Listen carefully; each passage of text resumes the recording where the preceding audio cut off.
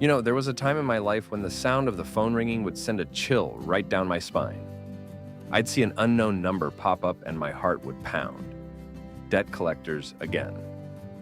Every call felt like a reminder that I was walking through my own valley of the shadow of death. I was afraid, not just of losing things, but of losing myself, my dignity, my hope, my sense of control. But then I came across Psalm chapter 23, verse 4. Even though I walk through the darkest valley, I will fear no evil, for you are with me.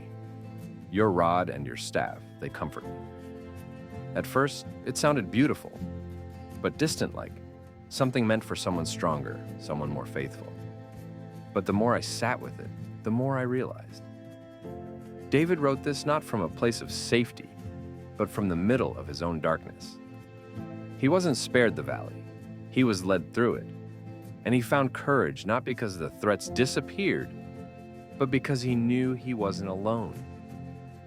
I started to pray, not for the debt to vanish, but for the strength to face it. I asked God to walk with me, to give me wisdom and courage, and slowly, I felt something shift. I wasn't just a frightened sheep waiting for the wolves to attack.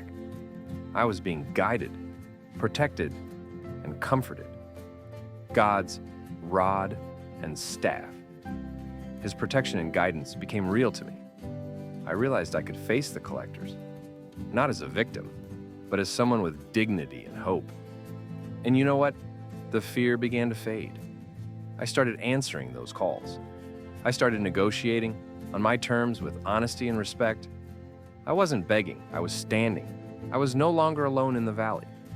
God was right there beside me, giving me the strength to speak, to ask for what was fair, to set boundaries. Psalm chapter 23, verse 4. Isn't a promise that we'll never face trouble. It's a promise that when we do, we don't have to be afraid because God is with us, protecting and guiding us, even when the world feels darkest.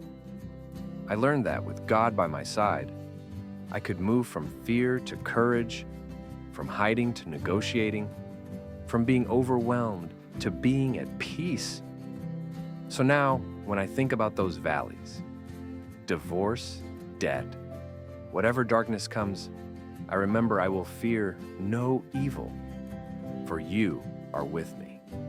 And that makes all the difference.